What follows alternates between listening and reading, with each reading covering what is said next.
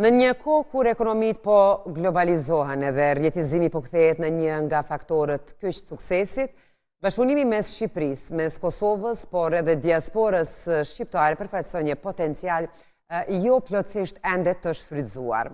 Pra lidhja e sipërmarrësve shqiptar, ndarja e përvojave, krijimi i besimit, por gjithashtu edhe ndërtimi i platformave të qëndrueshme bashkëpunimi, janë elementet thelbësor për rritjen e konkurrueshmërisë në tregjet rajonale, por edhe globale. Sot do të diskutojmë pra pikërisht mbi këtë temë, si mund të funksionojë rretizimi si një mjet real zhvillimi, cili është roli i diasporës edhe çfarë modele bashkëpunimi mund të krijojnë për të pas këtë lidhjen pak më të fortë. Me ne në studio është Hudi Shehu, që është sipërmarrës, kryetar i Business Network Albania. Mirëmëngjesi, mirë se erdhe, Hudi. Mirëmëngjesi dhe shumë kënaqësi që ta nis mëngjesin këtu. Edhe së bashku. Kënaqësia është e jona. I ri në moshë, por me një karrierë kështu të bujshme në Londër, pastaj duke u munduar që të bësh këtë rjetizimin mes bizneseve Shqipëri, Kosovë, por edhe diaspora jonë shqiptare kudo që janë. Fillimisht çfarë konceptohet si një rjetizim i suksesshëm, edhe pse e shin ju pikërisht këtë si një mjet, por jo si një qëllim? Atëherë fillimisht diaspora është e fragmentuar, pra këtë kemi thënë vazhdimisht, pra ka një potencial të jashtëzakonshëm. Janë dy ekuacione të cilat nuk funksionojnë në mënyrë të rregullt. Rrjedhim të suksesshëm mund të quajmë ato bashkëpunime të cilat janë të matshme, të verifikuara. Pra ne kemi një diasporë të cilët ne nuk e njohim plotësisht, një diasporë të paverifikuar. Ne dim potencialin, por nuk dim se si ta shfrytëzojmë këtë potencial për të rritur ekonominë e dy vendeve dhe diasporës në të njëjtën kohë. Dhe normalisht besoj se rrjedhimi i saktë dhe i duhur është ai rrjedhim që kalon nëpërmjet një verifikimi, nëpërmjet një potenciali të mundësive që ndodhen në shtetet tona për të eksportuar dhe për ta përdorur për mirë gjithë aksesin global që ne kemi nëpërmjet kësaj diaspore për të rritur eksportet, për të rritur shitjen e produkteve dhe shërbimeve, dhe gjithashtu për të sjellë një kapital të burimeve njerëzore, kapital monetar në këto vende për të rritur ekonominë. Rrjedhimi i suksesshëm, ashtu siç ne kemi cilësuar në shumë intervista të tjera i diasporës, duhet ndodhi dhe sot fatmirësisht jemi në botën e teknologjisë dhe inovacionit, por ajo çfarë është kritike në këtë moment, apo çfarë ka qenë kritike në të gjitha, po themi, rrjetet, komunitetet apo organizatat e biznesit, ka qenë mënyra se si këta njerëz prezantohen apo mënyra se si këta njerëz qëndrojnë apo krijojnë kontakt me diasporën e tyre. Dhe sot, për teknologjinë që ne kemi, apo për mundësitë që ne kemi, besoj se mundësia më e mirë është që të kanalizohen të gjitha mundësitë nëpërmjet platformave online dhe të kanalizohen drejt atyre industrive që vërtet Shqipëria dhe Kosova kanë nevojë për të marrë, po themi, potencialin e jashtëzakonshëm që ata kanë. Po, si ndryshon ndërtimi i rrjeteve të biznesit në Shqipëri, por edhe në Kosovë, sepse ju tash ka kohë që lëvizni mes Shqipërisë, Kosovës edhe Londrës, në krahasim me këto tregjet ndërkombëtare? Atëherë, nga eksperjenca ime personale në rrjetet globale biznesi, mendoj se të gjitha rrjetet kanë të njëjtat, po themi, sfida. Pra, bizneset lokale janë deri diku të paedukuara plotësisht se si këto rrjete funksionojnë, kur bëhet fjalë për një digitalizim apo për një inovacion, kur përdoret një platformë për të bërë pjesën e rrjetëzimit apo pjesën e kontaktit të parë. Ata kanë pas njëjtat sfida, besoj se fillimisht nis nga edukimi për teknologji, nga edukimi se si njerëzit rrjetëzohen, nga rrjetëzimi për të thyer akullin apo ato barierat. Nga eksperjenca jonë personale, çfarë ka qenë, po themi, një element që ne kemi pasur Shqipëri, Kosovë dhe Maqedoni, ka qenë pjesa e inferioritetit, që me kohën është duke u zhdukur, por më përpara të gjithë shqiptarët kanë qenë pak më inferior për të shkuar dhe për të takuar persona më të suksesshëm, persona më potencial. Sot, duke qenë që bizneset shqiptare kanë evoluar, sipërmarrësit shqiptarë kanë arritur suksese të jashtëzakonshme në vendet tona këtu lokalisht, por edhe në diasporë, kjo ka bërë që kjo nuancë të zhduket, dhe sot ne mund të them që jemi deri diku të barabartë me diasporat e tjera. Pra, nëse do të flasim për diasporën britanike, për diasporën skoceze, diasporën gjermane, nuk po them nga potenciali dhe nga mënyra se si ata janë të aktivizuar, por nga mënyra se si qasen mund të them se jemi të njëjtë në këtë moment. Pra, kemi arritur deri diku të kuptojmë potencialin, të kuptojmë se si duhet të qasemi dhe se si duhet të afrohemi me personat që ne kemi në diasporë, dhe besoj se është duke u zhvilluar kjo gjë akoma më tepër. Po, mendoni se bizneset shqiptare bashkëpunojnë mjaftueshëm mes tyre, po ka ende për të bërë në këtë drejtim? Po, për këtë arsye dhe ne jemi duke bërë atë çfarë ne po krijojmë, pra organizatën e cila bizneset shqiptare po bashkëpunojnë. Sepse kam përshtypjen që shpeshherë dominojnë këto interesat individuale, vazhdojnë të dominojnë. Përveç kësaj mund të them një element tjetër që ka qenë për shumë kohë të gjatë në Shqipëri dhe në Kosovë, që ka qenë më me interes të bashkëpunohet me kompani të huaja, sepse mendojnë se ka një potencial më të madh për bashkëpunuar për, po themi, eksperiencën apo njohuritë që këto kompani kanë, dhe nuk kanë vlerësuar seriozisht kompani shqiptare apo kompani shqiptare në diasporë. Padyshim që ky trend është duke ndryshuar, edhe pse me ritme të vogla janë duke u krijuar nisma iniciativa që kjo të ndryshohet, edhe kjo është një thirrje faktikisht që duhet të jepet më shumë potencial diasporës, pasi unë mund të them një rast konkret. Në rast se një biznes në Kosovë apo në Shqipëri do të shkojnë në një treg global, është më thjesht që ura lidh se të jetë diaspora, pra një shqiptar në këto vende që do të bëjë mundësinë, nëse nuk e ka potencialin dhe aftësinë që të mundësoj një kontribut personal, mund të të lidhim me një person shumë të thjeshtë që mund ta gjesh ti nga këto rrjete të ndryshme apo nga kompanitë të huaja. Dhe ka biznese mjaftueshëm që operojnë fusha të ndryshme. Po, sipas statistikave dhe kërkimeve që ne kemi bërë, ka më shumë se 110.000 supermarkete shqiptar në gjithë globin, në industri të ndryshme, ka më tepër se 500.000 profesionistë. Në Shqipëri dhe në Kosovë ka pafund biznese, pra mund të rendisë mbi 220-250.000 biznese aktive. Pra potenciali është aktiv. Ajo që ne e kemi, po themi, si mision dhe qëllim, ka qenë gjithmonë se si këto dy ekuacione do të lidhen së bashku. Pra, këto biznese këtu dhe me të drejtë nuk kanë akses në tregun global. Pra, nëse do të flasim për bizneset Shqipëri-Kosovë, shumë pak prej tyre eksportojnë. Mund të them 6 deri në 7%. Dhe kjo vjen për shumë arsye. Para sepse, siç e thash, diaspora luan rol kryesor në këtë aspekt për të rrjedhëzuar ashtu siç duhet bizneset, qoftë me kompanitë diasporës, qoftë me kompanitë huaja, sepse ka dhe kompanitë huaja që kanë interes për tregjet tona, por dhe ato e gjejnë deri diku të vështira për të penetruar në këto tregje, pasi pa pasur kontakt, pa pasur njohuri për tregun, pa pasur analiza për tregun dhe pa pas personin e duhur që do të bëj prezantimin, nuk mund të shkosh dhe të prezantosh, nuk mund të finalizosh një kontratë. Duke i parë të gjitha këto mundësi, ju pastaj krijuat Business Network Albania, çfarë në fakt e bën të veçantë apo e dallon nga rrjetet e tjera të biznesit? Kjo është një pyetje shumë e bukur, që më thonë të gjithë pse. Është shumë e thjeshtë. Ajo çfarë ne kemi bërë është ndërthurja tradicionale me ndërthurjen teknologjike. Pra Business Network Albania bën shumë të matshëm bashkëpunimin me një platformë dhe nuk ka kufi, mund të them. Pra mund të njihesh shumë shpejt dhe personat janë të verifikuar. Pra në rast se ty do të duhet një sipërmarrës në Shtetet Bashkuara të Amerikës apo në Mbretërinë e Bashkuar, këta persona kanë kaluar një filtr verifikimi, kanë kaluar të gjitha procedurat e verifikimit dhe është shumë e thjeshtë për të filtruar personat që ti ke nevojë në këto momente për të bërë bashkëpunim. Pra kjo rrit eficiencën. Në të njëjtën kohë besoj se individët që janë pjesë, anëtarët që janë pjesë, cilët janë sipërmarrës dhe investitorë nga Shqipëria dhe nga Kosova. Sa anëtarë gjithsej? Sa sipërmarrës? Ne jemi lançuar në datë 29 nëntor dhe momentalisht kemi gati 100 aplikime dhe 50 anëtarë aktiv, zyrtar. Por në ditën kohë ka dhe shumë pjesëmarrje në konferenca nga të dyja, dhe shqiptarë Shqipërisë dhe shqiptarë të Kosovës.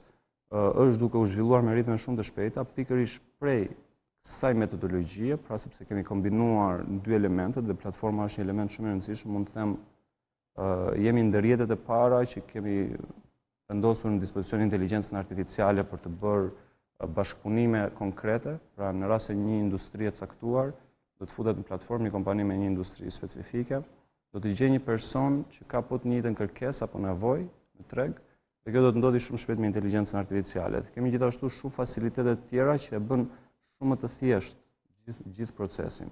Por besoj se është shumë e rëndësishme ta them, çfarë e bën të rëndësishme është sepse gjithë bordi i themelimit, bordi drejtues dhe skuadra që e drejton Business Network Albania, janë persona që kanë qenë aktiv në organizata globale, janë persona që kanë qenë në rrjete globale, në komunitetet shqiptare, dhe mund të them që gati 90% e tyre e njohin shumë mirë problemet e diasporës, potencialin e diasporës, dhe mbi të gjitha janë persona shumë suksesshëm në diasporë, pasi më skuadra është gati 70% e bazuar në diasporë. Dhe besoj kjo jep një ngjyrim tjetër dhe e bën një potencial për tregun.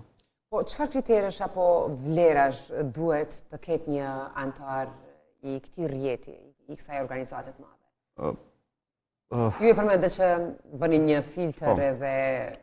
Filtri është më tepër në aspektin ekonomik, aktiviteti ekonomik, bëjmë një check të gjithë pjesës aktivitetit ekonomik për informacionet publike që ne mund të gjejmë, po themi ai filtri backgroundit i gjithë personave, gjithë antarëve që duan të bëjnë pjesë, dhe normalisht kalojnë një status, në këtë moment që flasim, të gjithë personat kanë ardhur me referencë. Pra kjo ka qenë një pikë shumë interesante që ne kemi ndjekur. Pra kanë ardhur me referencë në aspektin që çdo kush që do të vinte të bëjë antar i platformës, do të vinte nga një referencë që ishte antar, i cili kishte bashkëpunuar më përpara me këtë person. Pra kështu ka ndodhur, ndërsa tani po ndodh filtri në aspektin ekonomik, pra jemi duke parë gjithë informacionet publike të bizneseve të tyre. Filtri apo kriteri numër 1 është qasja që këta njerëz, pra ne bëjmë një telefonat apo një takim online me këta persona, për të kuptuar qasjen se si e kanë ndaj komunitetit, ndaj diasporës, pra sa të hapur janë këta persona të bashkëpunojnë me potencialin që është në diasporë që ne kemi. Pra siç unë edhe të përmenda, ne kemi konferenca në disa vende dhe e them sot për të parë këtu do të kemi shumë shpejt dhe në Prishtinë një konferencë ekonomike. Do të flasim pastaj edhe për konferencën e pjesëmarrjeve. Pra potenciali është shumë i madh. Ajo që personat që ne kemi në dhomë apo personat që ne kemi në platformë, duke qenë persona potencial, ne mundohemi që ta kanalizojmë dhe këta persona që aplikojnë nga Shqipëria dhe nga Kosova, dhe kemi mundësinë që t'i njohim mënyrën se si këta persona mendojnë apo sa të hapur janë këta persona që të bëhen pjesë e rrjetit. Dhe një kriter tjetër që është shumë i rëndësishëm, organizata është e fokusuar te individët, jo te biznesi në vetvete, në bërtham. Besojmë se individja bën një biznes të suksesshëm dhe individët cilët marrin pjesë në këtë organizatë janë kryesisht sipërmarrës, themelues, investitor dhe drejtues ekzekutiv. Pra duhet të kesh një rol vendimarrës në biznesin apo në kompaninë ku ti je, që të bëhesh antar i organizatës. Sepse është më e thjeshtë që ti të marrësh një vendim, është më e thjeshtë për që ti të krijosh një partneritet brenda organizatës dhe mbi të gjitha ke një rol drejtues që e bën më të thjeshtë për të qenë së bashku me personat e tjerë me potencial. Keni pas një bashkëpunim, një përvojë shumë të mirë me rrjetin e sipërmarrësve skocez. Çfarë mësime solli ky bashkëpunim? Me rrjetin skocez ne kemi bashkëpunuar, po themi qysh më herët, që në vitin 2021-2022, kur ata kishin gjithashtu shumë problematika, mund të themi, në thonjza, ashtu siç ne i kemi sot, apo paragjykime. Mendohej që edhe skocezët nuk mund të punojnë bashkë, ashtu siç neve na thoshin në fillim që shqiptarët nuk mund të bëhen bashkë, dhe është një koncept i gabuar. Edhe skocezët ndanin të njëjtën përshtypje, shumë prej tyre, por kjo ndryshoi dhe çfarë kam kuptuar, mësimi më i madh që kam marrë nga rrjeti skocez është që ai rrjet sot është një rrjet global, është rrjeti më i fuqishëm aktiv me sipërmarrës dhe investitor, dhe mund të them që është vlera më e madhe që shteti skocez ka. Dhe është organizata që ka kthyer dhe ka kanalizuar gjithë remitancat apo donacionet e diasporës, i ka kanalizuar në investime në biznes dhe ka sjellë një potencial të jashtëzakonshëm në rritjen e ekosistemit të startupeve, ekosistemit të bizneseve dhe gjithashtu mbështetjen që i ka dhënë vazhdimisht qeverisë skoceze në përmirësimin e ligjeve, në përmirësimin e diasporës. Pra, këto janë mësime që ne i kemi përjetuar dhe kjo natyrisht vjen me një eksperiencë e cila po implementohet edhe në Business Network Albania. Me rrjetin skocez kemi dhe një bashkëpunim, me të cilët jemi duke ndarë, po themi, informacion, antarë që ne kemi potencial që duan të bashkëpunojnë me antarë të tyre. Në të njëjtën kohë jemi në biseda shumë të avancuara me Ministrinë e Biznesit të Skocisë për të bërë, po themi, njohje bilaterale për të pasur mundësinë që shumë persona nga Shqipëria dhe Kosova të tregtojnë në Skoci nëpërmjet bizneseve që ata kanë. Madje në një vizitë zyrtare që kemi qenë, në një nga qytetet atje në Glasgow ka pasur shumë shqiptarë të Kosovës në pjesën e gastronomisë, në pjesën e ndërtimit, por nëse do të shihje se sa të bashkuar ishin me shqiptarët e tjerë në kryeqytetin e Skocisë, kjo ishte zero. Pra, dy qytete, mund të them gati 40 milje larg njëra tjetrës dhe shqiptarët nuk njiheshin me njëri tjetrin. Dhe kjo mund të them, nuk mund të them është fatkeqësi, por është një mënyrë operative që duhet ndryshojë. Komiteti shqiptarëve kudo që ndodhen e gjejnë njëri tjetrin edhe krijojnë naturën e bashkëpunimit. Jo të gjithë. Jo të gjithë. Po më intereson me ditë se si perceptohen supermarketet shqiptar në këto eventet apo forumet ndërkombëtare. Ju e përmendët që e ka ekzistuar një bindje që shqiptarët nuk mund të bëhen bashkë, apo skocezët nuk mund të bëhen bashkë. Po si perceptohen këto evente të mëdha? Shiko, në varësi të mënyrës dhe të llojit të eventit, caktohet. Unë mund të them që në Mbretërinë e Bashkuar normalisht supermarketet shqiptarë kanë kaluar një sfidë më të madhe, sepse janë ndeshur me disa politika të atij shteti, të cilat kanë qenë kundër shqiptarëve. Në shtete tjera normalisht janë pak më të hapur ndaj supermarketëve shqiptar. Mund të them që ka pas disa paragjykime, sepse unë e marr dhe nga eksperienca personale, kur unë kam shkuar në Mbretërinë e Bashkuar, jam paragjykuar nga mosha, jam paragjykuar nga vija, jam paragjykuar se si kam shkuar në Mbretërinë e Bashkuar, pra paragjykimi ka qenë gjithmonë. Atë çfarë ne kemi treguar dhe kjo është realisht për të duar trokitur dhe për të thënë me 20 të lartë nga të gjithë, është që shqiptarët kudo ku kanë shkuar, edhe pse janë paragjykuar, edhe pse ndoshta janë vendosur disa barriera, ja kanë dalë, sot kanë biznese shumë të suksesshme, sot kanë biznese që po i sjellin një vlerë vendit ku ata janë. Dhe deri diku ne kemi thyer, po themi, atë epitet apo çfarë këta të tjerë na kanë vendosur apo na kanë paragjykuar, duke arritur suksesin. Pra ne kemi vazhduar rrugën tonë dhe kemi arritur të realizojmë të gjitha këto biznese të suksesshme. Një mënyrë e mirë e rrjetizimit edhe krijimit të kontakteve, mandej takimit edhe fizik janë këto konferencat e cila e para do të bëhet në muajin mars dhe do të jetë në Londër, por janë planifikuar një sër aktivitetesh të ngjashme pothuajse gjatë gjithë vitit. Nuk është se kemi shumë kohë, nëse mundesh me përmbledh, lutem. Atëherë, ne kishim eventin e lançimit, i cili ishte në Tiranë, ku kishim supermarketës të Shqipërisë, Kosovës dhe diasporës, gati 140 supermarketës dhe bashkëpunimet konkrete ndodhen atë dhomë, pra shumë biznese u njohën dhe filluan bashkëpunime, dhe presim të njëjtën gjë në një mas më të shtuar në Londër, pra presim gati 500 supermarketës nga Shqipërisë, Kosovës dhe gjithashtu dhe investitorë të huaj të cilët kanë interes në këto tregje. Dhe gjithashtu do të kemi konferencën e Berlinit në qershor, që është e konfirmuar dhe thjesht pritet që të lançohet data tani së shpejti. Dhe gjithashtu do të kemi edhe një konferencë ekonomike në Prishtinë, e cila do të jetë, besoj, në parapërfundimit të vitit 2026, ku do të mbledhi supermarketës nga gjithë rajoni për t'i bërë bashkë. Dhe çfarë është shumë e rëndësishme është investitorët apo aktorët global të cilët kanë interes gjithashtu ndaj këtyre tregjeve, të cilët janë pjesëmarrës. Dhe në konferencën e Londrës mund të them që kemi gati 25 folës, të cilët janë shumë të shquar, potencial, dhe kemi gati 4 panele kryesore ku ne do të fokusohemi. Dhe një prej tyre është se si të kanalizojmë investimet në Ballkanin Perëndimor, kryesisht Shqipëri dhe Kosovë, pasi ky është vendi ku ne kemi momentalisht, po themi, fokusin. Dhe besoj se do të jetë një konferencë ku të gjithë pjesëmarrësit do të kenë, patjetër do të marrin mësimet e duhura, por mbi të gjitha do njohin personat e duhur dhe do t'i njohin në momentin e duhur, në vendin e duhur, besoj. Atëherë, faleminderit shumë, u di që gjete kohë me qenë me shikuesit e programit të mëngjesit, edhe po uroj që viti ka me qenë i mirë edhe krejt ato synime që i keni dhënë vetës edhe si rjet, t'ja rini me sukses. Faleminderit shumë. Faleminderit. Ne ju presim sërish mars për më na tregu pak më shumë rreth kësaj konference.